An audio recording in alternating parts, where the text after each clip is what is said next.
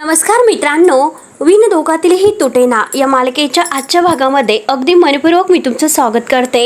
आजच्या भागामध्ये आता स्वानंदीने सगळ्यांसमोर म्हणजे समर आणि आजीसमोर मलिका आणि अंशुमन यांचं सत्य उघड करण्याचं ठरवलेलं असतं आणि त्यासाठी मात्र तिने आता ते गुंड घरी आणून आता ते गुंडांकडून मात्र अंशुमनने जुगार खेळण्यासाठी त्यांच्या सेटकडून काही लाख रुपये घेतले होते। तेव्हा समर त्याबद्दल अंशुमनला विचारतो, तेव्हा अंशुमन म्हणतो की हे बघ दादा, वहिनी काही माझ्यावर आरोप करते। तेव्हा समर म्हणतो की हे बघ अंशुमन, मी स्वानंदी वहिनीला विचारलेलं आहे, तू मध्ये मध्ये बोलू नकोस। आता हे सर्व काही ऐकल्यानंतर आता लगेच स्वानंदी सर्व काही सांगायला करते, कारण आता जे लोक आपल्या घरी आले होते तर ते अंशुमनचे मित्र नव्हते, ते आता असे जुगार खेळणाऱ्यातील आता काही माणसं होते आणि त्यांच्या सेटकडून अंशुमनने काही लाख रुपये घेतलेले आहेत आणि ते पैसे वसुली करण्यासाठी ते अंशुमनकडे आलेले होते। आणि त्याच वेळेस मात्र आता अंशुमनने इतकी मोठी रक्कम कुठून आणली आणि आपली ऐन वेळेस आजी सुद्धा किडनॅप झाली। मग नक्की हे सर्व योगायोग आहे की नक्की काय आहे? म्हणून बरोबर आता अंशुमनचं सत्य स्वानंदीने बाहेर काढलेलं असतं। समरला ती सर्व काही सांगते आणि आजी याच दिवशी किडनॅपर होते आणि सेम त्याच दिवशी मात्र आता अंशुमन ते किडनॅपरचे पैसे सुद्धा मात्र किडनॅपरकडून घेऊन ते पैसे देऊन टाकतो, म्हणजे हाच किडनॅपर आहे असं स्वानंदीला म्हणायचं असतं। आणि हे सगळं काही विचार करता तर विचार करण्याचीच गोष्ट आहे। त्यावरती मात्र लगेच अंशुमन म्हणतो की तुला नक्की काय म्हणायचं आहे, की मी किडनॅप केलेला आहे का? तेव्हा स्वानंदी म्हणते की हो,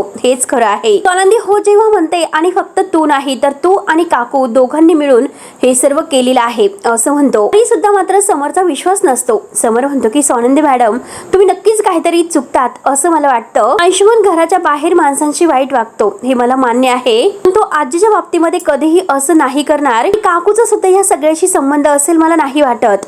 त्यावरती आता स्वानंदी म्हणते की हे बघा राजवाडे, अहो विचार करा, अंशुमनने नेमकं त्याच दिवशी कसे पैसे चुकते केले आणि पण त्याच दिवशी। तेव्हा आता मलिका म्हणते की म्हणजे मी पैसे चुकते केले आणि आई, माझे खानदानी दागिने आहे तर ते गेले, स्वतःचे वैयक्तिक दागिने आम्ही विकले आणि सगळे काही पैसे चुकते केले असं आता खोटं बोलत असते। एकूण एक पैसा चुकता केला। त्यावरती समर विचारतो की काकू, म्हणजे अंशुमन हा जुगार खेळतो हे तुला माहिती होतं तर? पण का? आता काकू लगेच म्हणते की अरे तुझी शपथ घेऊन सांगते की अगोदर हे सगळं मला माहिती नव्हतं, परंतु नंतर आता हे जे काही आहे गुंड जेव्हा घरी आले तेव्हा मला कळालं, तेव्हा मला माहिती झाले। हे बघ, जर मी त्यावेळेस पैसे दिले नसते तर आता मात्र अंशुमनला त्यांनी काहीतरी केले असते, म्हणून मात्र मी त्यांना पैसे देऊन टाकले। आणि खरं तर मला तेव्हाच तुला खरं खरं सांगून टाकायचं होतं। आईंची तब्येत अशी होती, आईंची तब्येत नॉर्मल झाल्यानंतर मात्र मी तुला हे सर्व सांगणार होते, परंतु त्यांची तब्येत ही ठीक नव्हती म्हणून मी तुला नाही सांगितलं। तेव्हा आता स्वानंदी म्हणते की मीच तर तेच तर म्हणते, कारण अंशुमनला वाचवण्यासाठी काकू कोणत्याही थराला जाऊ शकतात। तेव्हा आता काकू नाटक करत म्हणते की अगं हे बघ स्वानंदी, मी तुझ्यासमोर हात जोडते, पण इतक्या खालच्या थराला मात्र आता तू माझ्यावर जाऊन आरोप करू नकोस। मी पुन्हा एकदा हात जोडते, मी आईंसाठी जीव देऊ शकते, परंतु मी तुला खरं सांगते की मी आईंचा म्हणजे किडनॅप कधी नाही करू शकत, मी किडनॅपर नाही। तेव्हा लगेच आता सुष्मिताला लगेच रोग लागते। सुष्मिता म्हणते की आई, तुम्ही आता इतकं काही ताई समोर करू नका, काय गरज नाही तुम्हाला हात वगैरे जोडण्याची। आणि ताईला म्हणते की ताई, हे सर्व काय आहे आणि काय ग तू स्वतःला कोण समजतेस? अगं माझ्या नवऱ्याशिवाय आणि माझ्या सासूशिवाय तुला कोणी सापडतच नाही का? सतत त्यांच्या का मागे लागत असते ग? स्वानंदी म्हणते की अगं हे बघ, तुझ्या डोळ्या देखत मात्र जे काही आहे तर ते सांगितलेलं आहे, तरी सुद्धा तू असं का करतेस? थोडंसं डोकं वापर आणि आता मात्र इतकं न कळण्या इतकी मॅच्युरिटी तुझ्यात नाही, तरी सुद्धा तू असं का करते? थोडंसं डोकं वापर ना। बघ मी तू आता सुष्मिता म्हणते की कितीही सांग, परंतु माझा नवरा आणि मॉम हे किडनॅपर नाही, तू कितीही डोकं लाव परंतु असं नाही होऊ शकत। तेव्हा लगेच आता मलिका नाटक करायला सुरुवात करते। मलिका म्हणते की ह्या आईला मी आई समजते आणि आज मात्र त्यांना किडनॅप केल्याचा आरोप माझ्यावर होत आहे। देवा, अरे हे दिवस दाखवण्या अगोदर तू काहीतरी करायला होतं, अरे माझा जीव तू का घेतला नाहीस? तेव्हा आता समर म्हणतो की काकू प्लीज, स्वानंदी मॅडमचा काहीतरी गैरसमज होतोय। तेव्हा आता मलिका म्हणते की अरे माझ्या कुटुंबात इतकं ओळखलेलं आहे का आतापर्यंत मला, कारण स्वतःच्या कुटुंबामध्येच मी मात्र माझ्या स्वतःच्या आईसारख्या असणाऱ्या सासूला किडनॅप करेल का? त्यामुळे समर आता हे सर्व मला सहन होत नाही, म्हणून काकू आता त्यांच्यावर आलेले जे काही आता हे सत्य आहे तर ते दडवण्यासाठी मात्र आता काही ना काही रेटून बोलत असते। स्वानंदीला खोटं ठरवण्याचा प्रयत्न करत आहे। त्यानंतर आता इकडे सरपोतदारांच्या घरामध्ये आता ही मंदा बाबांना म्हणत असते की तुम्हाला काढा करून देऊ का, म्हणजे तुमच्या घशाला थोडंसं बरं वाटेल। तेव्हा बाबा म्हणतात की काही गरज नाही, आणि माझी चिंता करण्याची सुद्धा तुला काही गरज नाही. तेव्हा मंदा म्हणते की हो का, चिंता? आणि किती वर्ष मात्र तुम्ही माझ्याबरोबर असंच वागत राहणार हे तरी सांगा. म्हणून मंदाची बडबड सुरू होते. तेव्हा बाबा म्हणतात की हे बघ, ठीक आहे, तू जर अंतर ठेवून म्हणत असेल तर मात्र मी तुझ्यापासून कायमच अंतर ठेवूनच वागणार आहे. कारण तुला बोलण्यामध्ये, कारण तुला ताकीद देण्यामध्ये काही अर्थ नाही आणि या जन्मात तरी तुझं वागणं हे सुधारेल असं शक्यच नाही. त्यामुळे माझ्या तब्येतीचा विचार करून शेवटी मी तुझ्यापासून अंतर ठेवूनच राहणार आहे. तेव्हा लगेच आता मंदा म्हणते की हे सर्व कशासाठी, सगळ्याचं कारण काय आहे? तेव्हा हे बघा, लगेच मी माझ्या मुलीच्या भल्याचा विचार केला, कारण तिचं लग्न एका श्रीमंत घरात व्हावं म्हणून तुम्ही असं वागतात का? तेव्हा आता बाबा म्हणतात की नाही, तू मात्र तिला एका नालायक माणसाच्या हातामध्ये दिलं त्यामुळे. तेव्हा लगेच आता मंदा म्हणते की अहो, जावेबद्दल किती अभद्र बोलतात आणि मी तुम्हाला 1000 वेळेस सांगितलं की जावेबद्दल असे अपशब्द वापरायचे नसतात. आणि हे बघा, अहो ते सुधारलेले आहे, आपल्या मुलीवर खूप प्रेम करतात. जरा डोळे उघडा आणि बघा, तुम्हाला तुमची मुलगी तिच्या घरामध्ये प्रचंड सुखी दिसेल. तेवढ्यात रडतच मात्र आता मम्मा करत सुष्मिता तेथे येते. तेव्हा आता मंदा आणि बाबा बघतच असतात. सुष्मिता रडत आत येते. घाईने मंदाला घट्ट मिठी मारते आणि खूप रडत असते. तेव्हा आता मंदा विचारते की काय झालं सुष्मिता, अगं का रडतेस? बाबा लगेच म्हणतात की बघितलंस का, डोळे उघडे ठेवून बघितलं की मुलगी रडत रडत माहेरी निघून आली. मुलगी किती सुखात आहे मला कळाले बर का. तेव्हा आता मंदा म्हणते की जरा तुम्ही शांत व्हा. आणि सुष्मिता काय झालं बाळा असं विचारते. तेव्हा आता सुष्मिता रडत म्हणते की ग्रँड इन लॉ किडनॅप झाल्या होत्या. आता जोरातच तोंडाला हात लावते, ओरडते आणि म्हणते की अरे देवा, किडनॅप? आणि काय? तर बाबा विचारते काय, कोणी किडनॅप केलं होतं आणि कधी झाल्या होत्या? त्या आता कशा आहेत असं विचारतात. तर सुष्मिता म्हणते की त्या बऱ्या आहेत, त्यांना घरी आणलेलं आहे, पैसे देऊन जिजूंनी त्यांना सोडून आणलं. मंदा लगेच देवाला हात जोडते. तर सुष्मिता पुढे म्हणते की पण ताई मात्र आता मॉमीला आणि आता हे अंशुमन यांच्यावर आरोप करत आहे आणि असं म्हणते की त्यांनीच आजीला किडनॅप केलेला आहे म्हणून. मॅडम तुम्ही प्लीज ताईला समजावून सांगा, ती स्वतःला नक्की काय समजतेस, कारण ती असले आरोप कसे करू शकते. त्यावरती आता बाबा म्हणतात की हे बघ सुष्मिता, ताई तुझी मोठी बहीण आहे आणि तोंड सांभाळून बोल तिच्याशी बोलताना जरा. आणि हे बघ नंदू मात्र असं कुणाशी कधीही काही बोलत नाही, नीट वागते ती, काहीतरी असं बोलणार नाही ती, नक्कीच काहीतरी तथ्य असेल आणि म्हणूनच मात्र आता हे जे काही ती बोलत आहे ते काहीतरी असेल त्याच्यामध्ये, म्हणून ती असं बोलते. आता मंदा लगेच म्हणते की काय बोलतात. आणि नंदू असं म्हणते स्वानंदी आपली विहीनबाई आणि जावई बापू हे दोघं किडनॅपर आहे आणि ती असले आरोप कसे करू शकते. आता सुष्मिता म्हणते की बाबा मी तुम्हाला सांगायला आले होते आणि समजवायला की नंदुताईला समजाव म्हणून, तुम्ही तर मात्र आता नंदुताईची साईड घेतात, मला तुम्ही कधी समजून घेणार आहे. तेव्हा बाबा तिलाच बोलतात आणि म्हणतात की तू कधी समजून घेणार, शाळेत असल्यासारखं मोठ्या बहिणीची तक्रार करत तू घरी आलेली आहे आणि तू येथे रडत का बसली, फक्त तू तिकडे असायला हवं, आजींची काळजी घ्यायला हवीस. बाबा आता तिलाच रागवतात आणि तुझ्या घरी जा असं म्हणतात. त्यावरती लगेच आता मंदा म्हणते की तुम्ही तिच्यावर का रागवतात, तिने काय केलेलं आहे.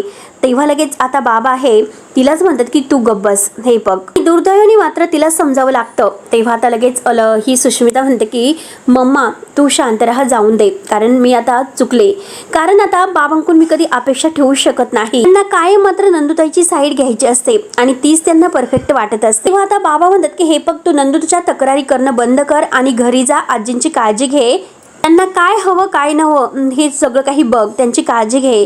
तेव्हा लगेच आता सुष्मिता रडतच म्हणते की हो हो जाते.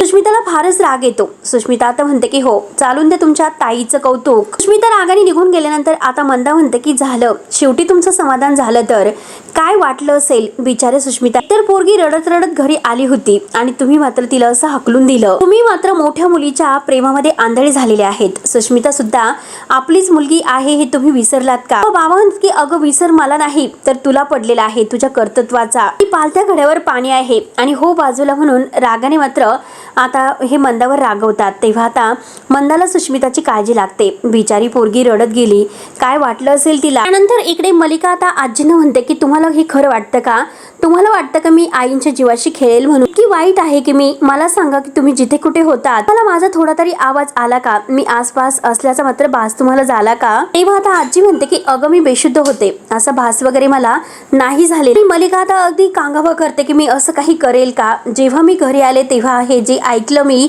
तर मला शॉकच बसला, मी खरंच असं काही केलेलं नाही, माझ्या मैत्रिणींकडे गेले होते आणि आईंच्या बाबतीत मी असं काही करेल का, भयानक घडलेलं आहे हे ऐकूनच मला शॉक बसलेला आहे. त्यावरती मात्र आता लगेच स्वानंदी म्हणते की मी बोलू का जरा. तेव्हा आता मलिका लगेच म्हणते की अजून काही बोलण्याचा प्रश्न बाकी आहे का. तेव्हा आता लगेच स्वानंदी म्हणते की तुम्ही जर शांत राहिला तर मी सांगू शकते ना. स्वानंदी मात्र तिच्या रुमालमध्ये जी अंगठी असते तर ती अंगठी दाखवते आणि म्हणते की बघा. मग मात्र आता ही अंगठी कुणाची आहे, कारण ती आजींना ज्या रिक्षामध्ये आणलं होतं तेथे मला सापडलेली आहे. मग कुणाची आहे ही अंगठी. तेव्हा अंगठी मात्र मलिका जेव्हा पाहते तेव्हा तिला तर धक्काच बसतो आणि आता मात्र मलिकाचीच ही अंगठी असते. मलिका घाबरत म्हणते की ही माझी अंगठी नाही. तर आजी म्हणते की अगं मलिका तू विसरलीस का, ही अंगठी तुझीच दिसते, ही अंगठी नेहमी तुझ्या बोटामध्येच असते. तेव्हा लगेच आता मलिका डायरेक्ट नाही म्हणते, नाही आई माझी अंगठी नाही, ती माझ्या अंगठी सारखी आहे पण ती माझी नाही. आणि ऍक्च्युली बघा की माझी अंगठी हरून मात्र महिन्यापासून हरवलेली आहे आणि तेव्हाच मी आता शोधत आहे की नक्की अंगठी कुठे आहे. मी शोधत होते परंतु खरंच मला सापडतच नव्हती. आजी म्हणते की तुझी अंगठी हरवली होती पण तू तसं काही बोललीस नाही. त्यावरती आता मलिका म्हणते की हो ना, माझी अंगठी जाणार तरी कुठे होती आणि मला तर असं वाटलं की घरातच सापडेल म्हणून मी तुमच्याशी नाही बोलले. तेव्हा आता स्वानंदी म्हणते की काकू अहो बास करा, जे काही झालेलं आहे ते मान्य करा, आता तरी कबूल करा की ही अंगठी तुमची आहे म्हणून. काकू लगेच म्हणते की असं कसं मान्य करू, ही माझी अंगठी नाही आणि लगेच रडण्याचं नाटक सुरू करते. लगेच आता रडण्याचं नाटक सुरू करते आणि म्हणते की अगं हे बघ, तू आता मला साधं घरातून हाकलून दे परंतु असे मात्र आरोप माझ्यावर करू नको. माझं सुद्धा आता वय झालेलं आहे. समोर कधी काय होईल माझंच मला कळत नाही आणि हे असले माझ्यावर आरोप कसले होतात. संपून जाऊन दे, संपून हे सगळं संपून जाऊन दे, मला मरण काय येत नाही म्हणून आता कांगावा करून सगळं काही बिघडवण्याचा प्रयत्न करत आहे. तेव्हा लगेच आता समोर म्हणतो की काकू बास बास, आता रडू नकोस. या घरात काय सुरू आहे, आपण तर एक आता कुटुंब आहोत आणि आता इतका कठीण प्रसंग आलेला आहे आणि आपण हे सर्व काय वागतो. पण तर एकमेकांच्या सोबत उभं राहायला हवं आणि आता मात्र आपण एकमेकावर असे आरोप का करत आहोत, हे मला अजिबात चालणार नाही. कुठल्याही कारणामुळे आपल्याला मतभेद झालेली नाही चालणार. आणि तो स्वानंदीला म्हणतो की हे बघ स्वानंदी मॅडम, काकू माझ्या आईसारखी आहे. लहानपणापासून जीवापाड मी तिच्यावर प्रेम करतो, एका आईसारखं मी तिला वागवतो. आजीच्या बाबतीत अगदी स्वप्नात सुद्धा मात्र ती असा कधीही विचार करू शकत नाही. तेव्हा हे सर्व ऐकल्यानंतर स्वानंदी म्हणते की राजवाडे तुमच्या समोर पुरावा आहे आणि तरी सुद्धा तुम्ही विश्वास नाही ठेवणार का. तेव्हा लगेच आता स्वानंदी असं म्हटल्यानंतर समर म्हणतो की मग आता डायरेक्ट म्हणतो की काकू म्हणते ना ती अंगठी तिची नाही, मग तरी सुद्धा तुम्ही का आरोप करतात. तेव्हा काकू लगेच आता ती अंगठी हातामध्ये घेते. अंगठी मात्र माझी नाही, कारण माझ्या अंगठीचा असा थोडासा वरचा तुकडा गेलेला होता आणि आता मात्र हे बघ ह्या अंगठीचा जो काही वरचा हा भाग आहे तर तो थोडासा वेगळा आहे म्हणून काकू मात्र आता खूप अगदी म्हणजे खोटं बोलत आहे. तेव्हा आता समर म्हणतो की हे बघ काकू, आमचा तुझ्यावर विश्वास आहे, अशा एकसारख्या खूप काही अंगठ्या असू शकतात. आता स्वानंदी म्हणते की हा सगळा योगायोग समजायचा का, सेम टू सेम ती अंगठी रिक्षामध्ये, हे सगळं काही योगायोग असा का. आता लगेच समर म्हणतो की समजायचं नाही, हा योगायोगच आहे, कुठलंही आणि कसलंही कटकारस्थान नाही. जिला किडनॅप करणारे दुसरे तरी गुंड आहेत परंतु अंशुमन आणि मलिका हे दोघं म्हणजे काकू नाहीत. घरातल्या घरात मात्र एकमेकांशी भांडणं बंद करा, आता मात्र हे सगळं काही विसरून जाऊयात, हे सगळं काही संपवा म्हणून समर सगळ्यांना समजावून सांगत असतो. पण स्वानंदीचा विश्वास असतोच, या दोघांनीच मात्र आता किडनॅप केलेला आहे म्हणून. मलिका लगेच म्हणते की हो ना, इतक्या घरापासून या घरासाठी मी इतकी झिजले, राजवाड्यांच्या घरासाठी मी आतापर्यंत काय काय केलं. घरामध्ये मी मोठी आहे, आईंच्या खालोखाल कोण असेल तर मी असेल. या घरात माझ्यावर आजही अशी वेळ यावी म्हणजे माझ्यावर असले आरोप व्हावेत. मला सुद्धा माझा स्वाभिमान आहे. जोपर्यंत आता स्वानंदी माझी माफी मागत नाही तोपर्यंत मात्र मी अन्नपाणी काही घेणार नाही. मला लगेच आता समोर म्हणतो की हो ना बरोबर आहे तुमचं काकू आणि स्वानंदी मॅडम, आता मात्र मी तर मागलीच पाहिजे. तर आजीला राग येतो. आजी म्हणते की अरे हे बघ समर, स्वानंदी मॅडम कुणाला दुखवण्यासाठी नाही बोलत, तिचं बरोबर आहे, ती मात्र जे काही तिच्याकडे पुरावे आहे त्याबद्दल बोलते. आता लगेच समोर म्हणतो की पण काकू दुखावली गेली आहे. तर स्वानंदी म्हणते की आजी इट्स ओके, जाऊन द्या. राजवाडे एकदम बरोबर बोलतात, कारण माझ्याकडे असला कोणताही पुरावा नाही. अंगठी व्यतिरिक्त माझ्यामुळे काकू दुखावले गेलेले आहेत म्हणून स्वानंदी सॉरी म्हणते. तर मलिका लगेच म्हणते की हे बघ स्वानंदी, घरातील मोठ्या माणसाबद्दल कसं बोलावं कसं वागावं हे तुला नाही कळत आणि आता मात्र तुला उठावशा काढावे लागतील तरच मात्र मी तुला माफ करू शकते.